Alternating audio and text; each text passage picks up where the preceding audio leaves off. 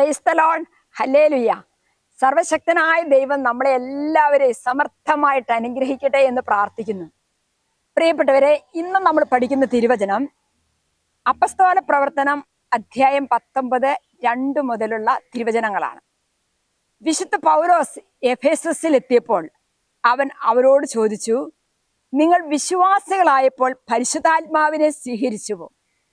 അവർ പറഞ്ഞു, ഇല്ല, പരിശുദ്ധാത്മാവുണ്ടെന്ന് ഞങ്ങൾ കേട്ടിട്ട് പോലുമില്ല. അവൻ ചോദിച്ചു, എങ്കിൽ പിന്നെ നിങ്ങൾ ഏത് സ്നാനമാണ് സ്വീകരിച്ചത്? അവർ പറഞ്ഞു, യോഹന്നാന്റെ സ്നാനം. പ്രിയപ്പെട്ടവരെ, യോഹന്നാന്റെ സ്നാനമാണ് അവർ സ്വീകരിച്ചത് എന്ന് പറയുമ്പോൾ, യോഹന്നാന്റെ സ്നാനം എന്ന് പറയുന്നത് യേശുവിന്റെ നാമത്തിൽ സ്നാനം സ്വീകരിക്കാൻ വേണ്ടി യേശുക്രിസ്തുവിൽ വിശ്വസിക്കാൻ അവരെ പ്രേരിപ്പിച്ചുകൊണ്ട് അനുതാപത്തിന്റെ മാമോദീസായാണ് വിശുദ്ധ സ്നാപയോഹന്നാൻ പ്രസംഗിച്ചത്.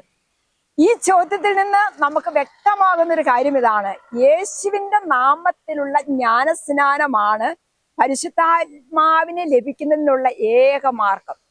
അതായത് യേശുവിന്റെ നാമത്തിലുള്ള മാമോദീസ, യേശുവിന്റെ നാമത്തിലുള്ള ജ്ഞാനസ്നാനമാണ് നമുക്കെല്ലാവർക്കും പരിശുദ്ധാത്മാവിനെ നൽകുന്നത്, പരിശുദ്ധാത്മാവിനെ നേടിത്തരുന്നത്. അതുകൊണ്ട് വചനം പറയുന്നു, അതിനാൽ അതുവരെ പരിശുദ്ധാത്മാവ് ആരുടെയും മേൽ വന്നിരുന്നില്ല. അവർ കർത്താവായ യേശുവിന്റെ നാമത്തിൽ സ്നാനം സ്വീകരിക്കുക മാത്രമേ ചെയ്തിരുന്നുള്ളൂ. അപ്പസ്തോല പ്രവർത്തനം 8:16 നമ്മളിങ്ങനെ വായിക്കുന്നു. പ്രിയപ്പെട്ടവരെ, പരിശുദ്ധാത്മാവ് എല്ലാ സാഹചര്യങ്ങളിലും പല വിധത്തിലാണ്, പല രീതിയിലാണ് നമ്മളിലേക്ക് കടന്നു വരുന്നത്. യേശുക്രിസ്തുവിൽ വിശ്വസിക്കുന്ന, ക്രിസ്തുവിലൂടെയുള്ള മാമോദിസ സ്വീകരിച്ച ചിലർക്കൊക്കെ പരിശുദ്ധാത്മാവിനെ ആ നിമിഷം തന്നെ ലഭിക്കുന്നത് പോലെ തന്നെ അതിന്റെ പൂർണ്ണതയിലേക്ക് ചിലപ്പോൾ പരിശുദ്ധാത്മാവ് വന്നു നിറയുന്നത് പല സന്ദർഭങ്ങളിലൂടെയാണ്. ഇവിടെ വചനം വായിക്കുന്നു, അപ്പസ്തോല പ്രവർത്തനം 8:17 നമ്മളിങ്ങനെ വായിക്കുകയാണ്. പിന്നീട് അവരുടെ മേലെ വിശുദ്ധ പത്രോസ് കൈകൾ വെച്ചു, അവർ പരിശുദ്ധാത്മാവിനെ സ്വീകരിക്കുകയും ചെയ്തു. വിശുദ്ധ പത്രോസിലേക്ക് കൈകൾ വെച്ച് പ്രാർത്ഥിച്ചപ്പോൾ അവർ പരിശുദ്ധാത്മാവിനെ സ്വീകരിക്കുകയാണ്. പിന്നീട് അവരുടെ മേൽ കൈകൾ വെച്ചു, അവർ പരിശുദ്ധാത്മാവിനെ സ്വീകരിച്ചു എന്ന് വചനം വളരെ കൃത്യമായിട്ട് പറയുന്നു.